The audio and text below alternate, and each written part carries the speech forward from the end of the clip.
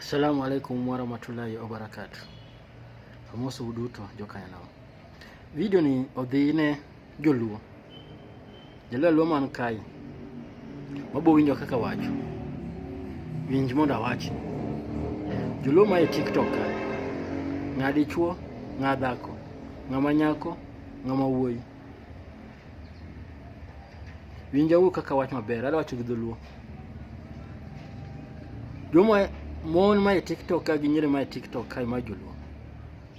Anyiso uchuo joluo. Ok gin nyiri mabeyo gi mon mabeyo. Wigi otow. Wigi rach. Timbe gi dum. Chuo ma e TikTok ka ng'enygi wigi richo. Wigi dum. Weche gi otow. Ok chuo duto. Mon ma e TikTok ka ng'enygi mag joluo. Winja kaka giyenyo. Winja kaka giyenyo. Winja kaka gikuodho ji. Ng'egi ane kaka gini madharau kuom ji. Mon joluo nyi joluo ma e TikTok kaji. Gionge tu kata culture yote mag joluo gionge go. Mon joluo ma e TikTok ka gionge gimoro amora minya wacho ni manya jaluo. Nikech ko wacho dholuo ko wacho ni nya joluo. Timbe ne ok timbe joluo. Loso ne ok loso joluo. Ini sa loso gi ng'ato kama ni loso kode. Iloso kode WhatsApp, iloso kode inbox, iloso kode barabara, iloso kode hotel, iloso kode kamoro amora mani iwinjorie kode mi loso kode. Koro un ku kethoru gi ng'ani. Gigi kelo nwa ka social media ni kichang. Mondo atimang. Wakonyi gango. Logi gigo kitika tiye ka the private life mani yudori kode private life. Mondi joluo number 1. Ekele weche gi kai. Kaka nigi date. Kaka nigi mpango makando. Kaka nigi kendore. Kaka nigi were. Kaka nokwaye pesa. Kaka notuno ji pesa. To kama nokwayo ji pesa no. Kama nigi date no. Kama nigi pango makando no. Kama nigi timo sex no. Wan jo TikTok ka no waonge. To koro kelo noga public kai. Okelo nogi matusi. Okelo nogi kong'eny. Okokele ka nango. No da short issue. Okokele ni odan mondo okonye. Mondo gimono timore ni rach. En okele kai ni ni mondo ng'is ji kaka ng'acha chal. Mondo ng'is ji kaka ng'acha bet. Mondo ng'is ji kaka ng'acha ofuo. Obiro kolo duge ng'ato kai. Mage timbe joluo kai e TikTok kai. To joma chuo makuo mon joluo pesa. Mon joluo gibo kodo wi. Mon joluo nge wich kuot. Mon joluo nge wich kuot. Dong wan tiji mon joluo ng'eyo kaka wachal.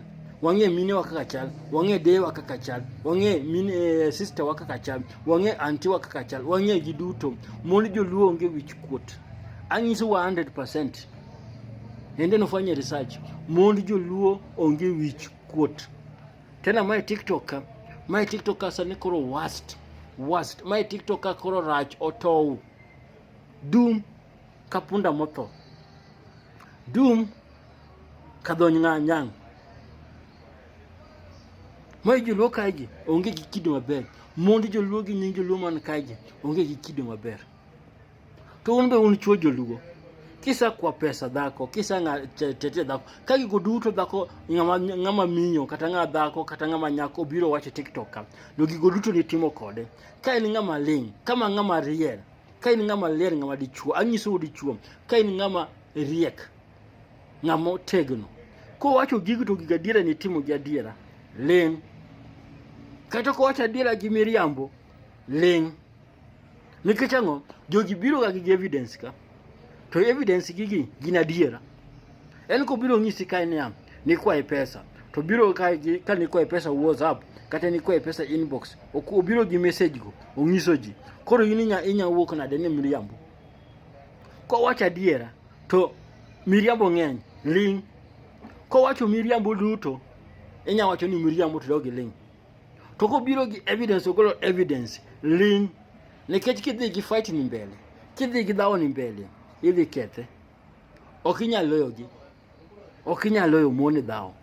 To in be ng'ama dichuo. Koro imoko ni dhao gi tichwe dhako. E TikTok kae. Kata ng'a miyo ge TikTok ka. To ni ng'a dichuo. Wiyi be tiyo. Hili be tiyo. Nikech jogi gik mane gitimo ni duto mobiro wacho kae.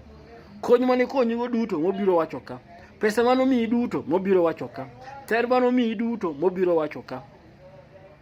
Kony mano konyogo mamau mobiro wacho ka. Kony mano konyogo dau obiro wacho ka. Kony mano konyogo nyiminu obiro wacho ka. Kony mano konyogo kwaru obiro wacho ka. Kony mano konyogo babau obiro wacho ka. Ot mano geroni obiro wacho ka. Diel mano nyeoni obiro wacho ka. Dhiang' mano nyeoni obiro wacho ka. Akuru mano nyeoni obiro wacho ka. Lowo mano nyeoni obiro wacho ka. Gweno mano nyeoni obiro wacho ka. Gigi duto obiro golo e social media ka. Koro in koro idhi kanyo. Idhi kanyo. Mon joluo adugo kendo. Mon joluo me TikTok ka ofuwo. Mon joluo me TikTok ka otarore. Mon joluo me TikTok ka oran. Mon joluo me TikTok ka dum. Awacho nu nono. Koro budh lala uru.